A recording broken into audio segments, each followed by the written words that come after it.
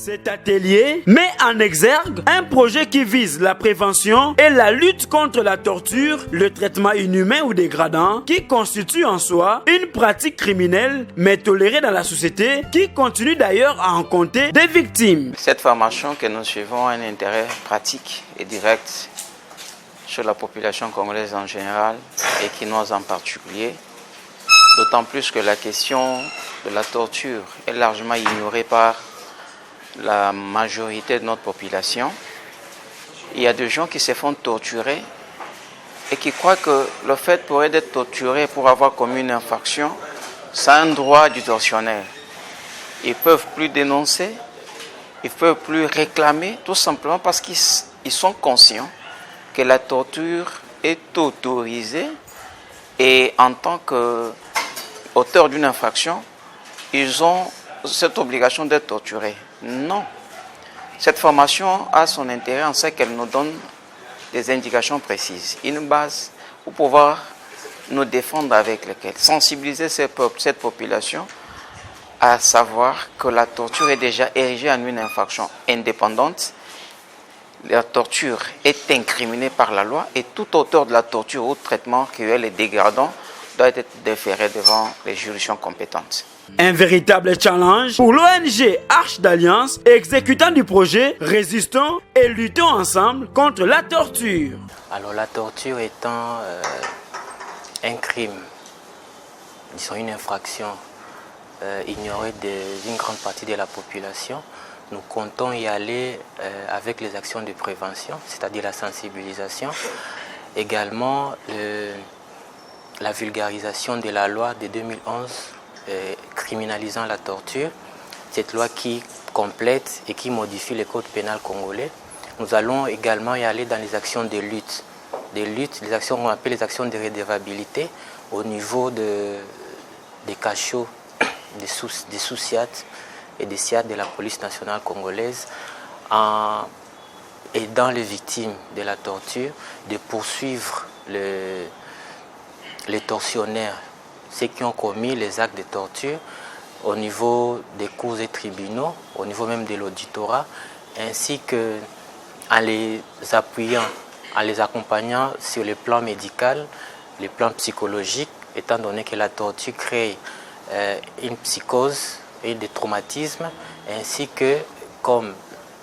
d'une part pour certaines victimes la torture crée la pauvreté, cause la pauvreté, nous allons aussi les insérer socio-économiquement en les donnant une microfinance pour qu'ils commencent une activité. Ces projets d'une durée de 3 ans ciblent 5 communes pilotes de la ville-province de Kinshasa, notamment les communes de Bumbu, Ngiringiri, Massina, Nsele. Une coalition d'organisations de la société civile sont sur la ligne de départ dans cette lutte de restauration de la dignité humaine dans la garde à vue et la détention préventive. Aral ne va pas aller seul. L'union faisant la force, nous allons travailler avec une coalition de 20 ONG spécialisées dans la thématique qu'on a nommé la coalition contre la torture pour faire effectivement ces actions de prévention contre la torture.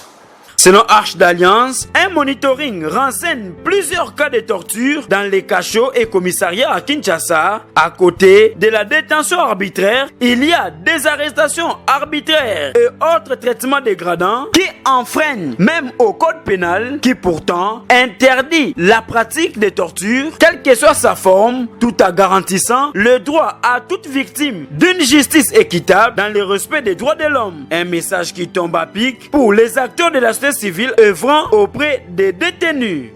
Pour nous, cet atelier est d'une grande importance parce qu'elle nous aide à mettre sur pied une coalition et un travail en synergie est toujours souhaité pour avoir beaucoup plus d'action, de visibilité et surtout ça nous permet de pouvoir atteindre nos objectifs et comme nous avons besoin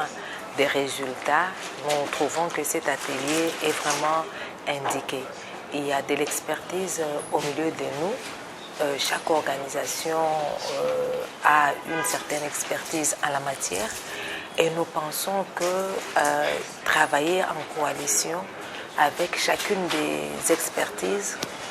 cela nous aidera beaucoup à pouvoir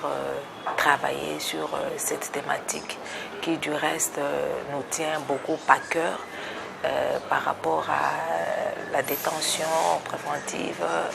par rapport à toute cette question autour de toutes ces détentions. Ça nous permet au fait